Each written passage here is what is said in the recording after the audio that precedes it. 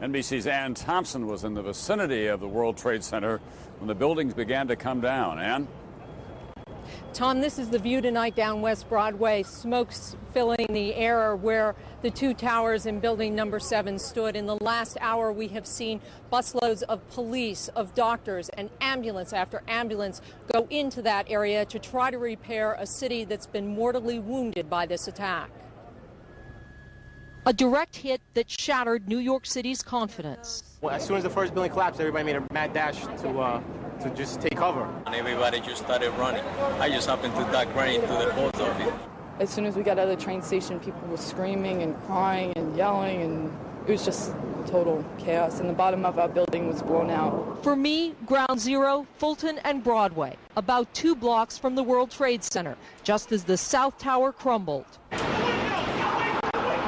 Hollywood could never imagine something like this. A tidal wave of smoke and debris came roaring down Broadway. I was standing at the corner of Fulton and Broadway. I ran into a building, ran between a column and a building at 195 Broadway, and pushed my face and my body into that building. For what seemed like 5 minutes, I was pelted with all kinds of debris. I crouched down, was coughing, trying to breathe. You couldn't get any air. The air was so full of smoke and dust. When it finally settled, I stood up. My glasses were covered with dust. Hours later, I'm still covered with dust. The building that I was in front of, 195 Broadway, the doors were gated shut. They opened the doors, let us in, and inside we were finally able to breathe. It wasn't easy. My eyes were filled with dust. My mouth was filled with dust. I was choking. The people I was with were choking. It was just absolutely horrific. All I could think of was, this is war. I just heard the rumble, and then I ran like hell, and there was a large wind coming. Down here, panic. Survivors flee by whatever means they can, fearing more destruction at any moment.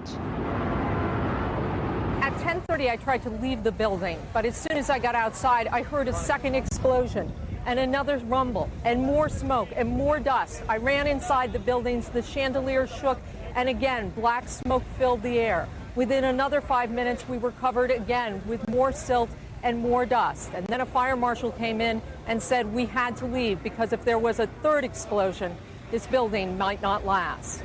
Everyone, please clear the corner. Palpable fear as people run through the streets, choking on dust and debris. You gotta chase it. Come on, let's go, let's go. We saw the building come down. We all ran, and the walkway held up to save like 40 or 50 of us that were right there. We were buried there, and then cops shot out windows in the next building. It was the only thing that was in front of us was like these 1-inch windows. The streets of the financial district covered with debris, in some cases ankle deep. Cars on fire, cars just turned by the force of the explosions.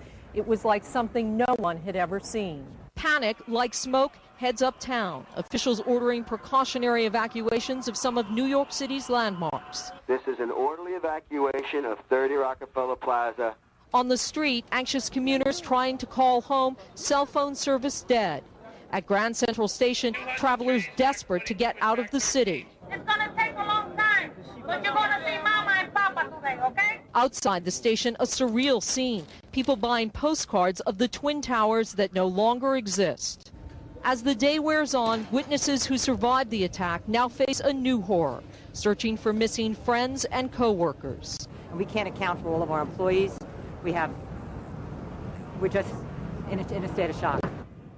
The biggest, busiest city in the world, the attack revives fears of the 1993 bombing.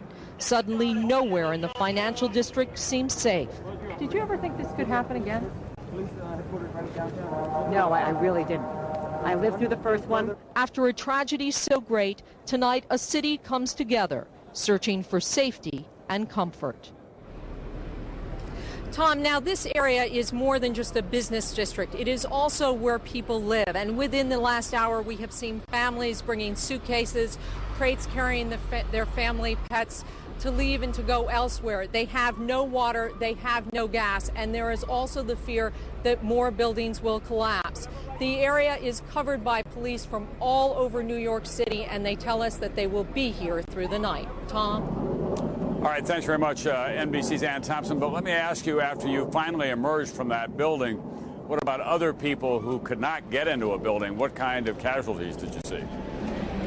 Tom, I will tell you that when I walked out of the building on Broadway and headed down towards Canal, it was as if there had been a blizzard of debris and dust all over the street. I saw people running, I was walking, there were a lot of rescue people there, but there were people injured. I saw a woman being carried by two men. It was like something I had never seen anything like it, and all I could think of was just to get away from there, to get to safety. And as I kept walking to Canal Street, I could hear yet another explosion behind me. It was truly one of the most frightening moments I've ever lived through.